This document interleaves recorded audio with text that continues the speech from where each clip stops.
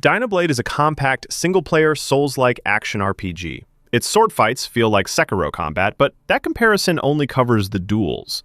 You cross-linked prehistoric maps, search side paths for mini-bosses, collect hidden health stones or weapons, spend skill points on stats and active abilities, defeat each alpha to unlock the next region, and equip fallen bosses as summons. Exploration and light character progression feed a boss-heavy adventure. This is not only combat. The buying question is whether that complete dinosaur journey carries a $20 game with visible indie rough edges. The first reason to buy is the combat. Clean parries fill posture and open a counter, greedy attacks drain stamina, and dangerous moves ask for a parry or dodge. It feels looser than Sekiro because broad dinosaur attacks, active skills, and summons turn the duel into a bigger spectacle. The controls respond quickly, attacks are readable, and commitment still punishes button mashing without demanding the same precision. The second reason is the bosses. Reaching them matters too. Linear routes alternate with wider maps, where mini-bosses, health stones, weapons, and extra boss skill points reward a detour. Defeated bosses become summons with passive bonuses, while 4 stats and upgradable abilities let you tune the next fight. Then, each alpha changes the size, timing, and movement test before opening the next biome. Boss Rush unlocks after the campaign. The unique reason is the premise, because it is not a joke pasted over a standard character rig. The Spinosaurus carries a greatsword in its mouth.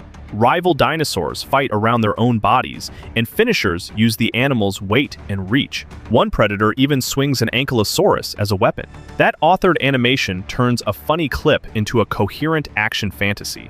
The first reason to wait is the roughness. The camera can lose its target or choose the wrong enemy, scenery can block movement, and bosses can enter rocks or trees. Frame drops and crashes also appear on some systems.